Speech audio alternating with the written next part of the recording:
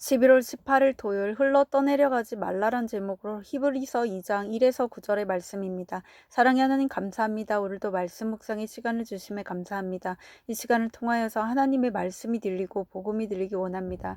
구속사의 말씀이 깨달아질 수 있는 은혜를 주시옵소서. 이 말씀을 저에게 주시는 하나님의 음성으로 들을 수 있도록 성령님 도와주시옵소서. 말씀대로 믿고 살고 누린 인생이 되게 하시고 이 시간도 함께 하옵소서. 감사드렸고 예수님의 거룩하신 이름으로 기도드립니다. 아멘. 본문의 말씀입니다. 그러므로 우리는 들은 것에 더욱 유념함으로 우리가 흘러 떠내려가지 않도록 함이 마땅하니라. 천사들을 통하여 하신 말씀이 견고하게 되어 모든 범죄함과 순종하지 아니함이 공정한 보응을 받았거든. 우리가 이같이 큰 구원을 등한히 여기면 어찌 보응을 피하리요. 이 구원은 처음에 주로 말씀하신 바요 들은 자들이 우리에게 확증한 바니 하나님도 표적들과 기사들과 여러 가지 능력과 및 자기의 뜻을 따라 성령이 나누어 주신 것으로서 그들과 함께 증언하셨느니라. 하나님이 우리가 말하는 바 장차 올 세상을 천사들에게 복종하게 하심이 아니니라. 그러나 누구인가가 어디에서 증언하여 이르되 사람이 무엇이기에 주께서 그를 생각하시며 인자가 무엇이기에 주께서 그를 돌보시나이까.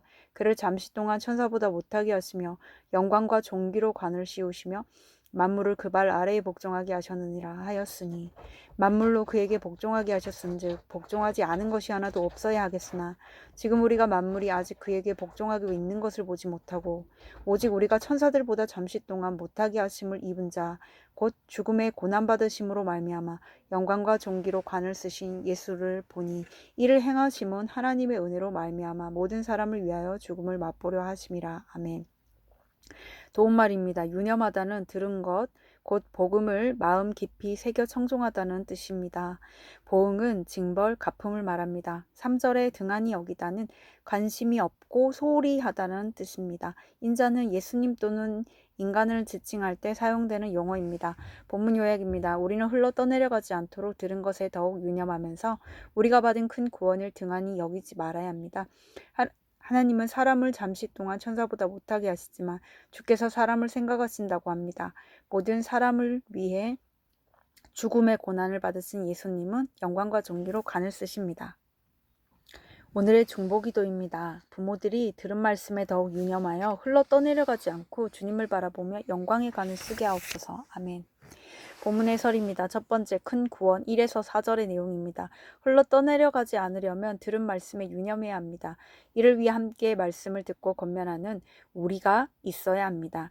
천사들을 통하여 주신 율법을 어기면 보응을 받았는데 아들을 통하여 주신 큰 구원을 등한히 여기면 하나님의 보응을 피할 수 없습니다.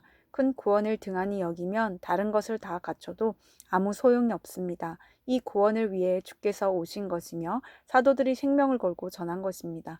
하나님은 잘난 사람이 아니라 구원을 소중히 여기는 사람을 쓰십니다. 적용 질문입니다. 함께 말씀을 듣고 권면하는 우리가 있습니까? 큰 구원을 등한히 여기지 않고자 내가 해야 할 적용은 무엇입니까? 두 번째, 주께서 생각하시고 돌보시는 사람 5에서 8절의 내용입니다. 하나님은 장차 올 세상을 천사가 아닌 예수님께만 복종하게 하십니다. 우리가 천사 같은 돈과 권세에 복종하지 않고 오직 예수께만 복종할 때 새 창조의 세상을 누리게 됩니다. 사람은 천사보다 열등해 보이지만 주께서는 예수 안에 있는 성도에게 장차 올 세상을 주시려고 그를 생각하시고 돌보십니다. 나를 생각하시고 돌보시는 주의 사랑을 생각하고 이 땅에서의 고난을 잠시 받는 것이라 여기며 오늘을 기쁘게 사는 자를 하나님이 영광과 존귀로 관을 씌워 주십니다.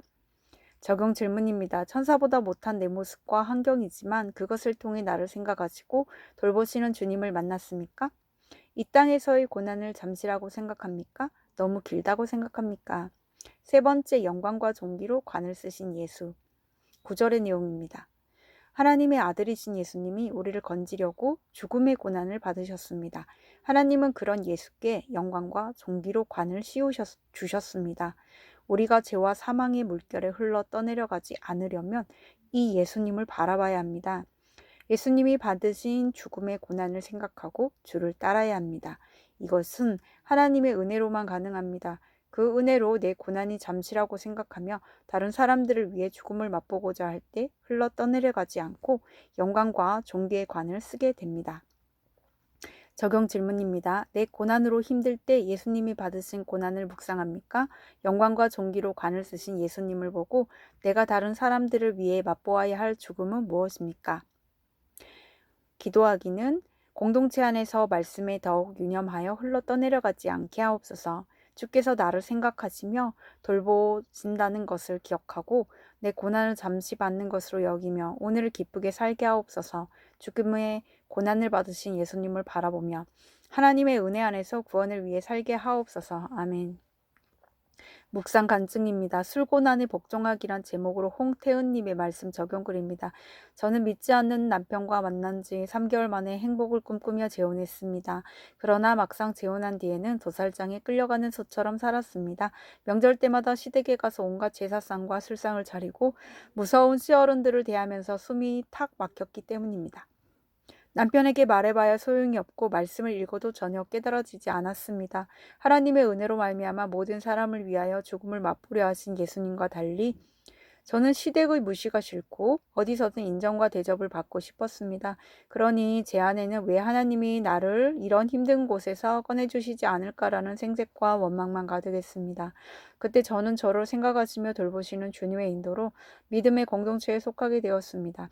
그곳에서 구속사의 말씀을 들으면서 지금의 고난은 큰 구원을 등한히 여기고 불신 재혼을 선택한 내 삶의 결론임을 인정하게 되었습니다. 그리고 오직 예수께만 복종하는 지체들의 본을 따라 저도 결혼의 목적이 행복에서 거룩으로 바뀌어 남편과 시댁 식구들의 구원을 간구하게 되었습니다. 올해 설명절에 저는 둘째 아주버님이 암 치료를 받으셨다는 소식을 듣고 남편과 함께 아주버님을 찾아뵈었습니다. 아주버님은 홀로 방 한편에 누워 잠들어 계셨는데 그 모습이 마치 아무런 소망 없는 마른 뼈처럼 보였습니다. 순간 저는 친정 아버지도 술로 고독사 하실 때 저런 모습이셨겠구나 하는 생각이 들어 눈물이 나고 가슴이 아팠습니다. 남편에게 시간이 더 지나기 전에 아주버님께 복음을 전해야 한다고 말하자 남편도 함께 눈물을 흘렸습니다. 그리고 교회에 등록한 지 10년이 지나도록 주일 예배만 가끔 드리던 남편이 처음으로 수요 예배에 나왔습니다. 이 일은 저주의 사건이 아니라 아주버님을 주의 발 아래에 복종하게 하시려는 축복의 사건인 줄 믿습니다. 친정 아버지와 시댁의 술 고난 가운데 말씀이 들려 구원을 위해 살게 하신 하나님께 감사드립니다. 이분에 적용하기는 혼자 계시는 아주버님께 겨울옷을 선물하겠습니다. 아주버님이 교회의 초청을 거절하셔도 상처받지 않고 지혜롭게 복음을 전하겠습니다. 입니다.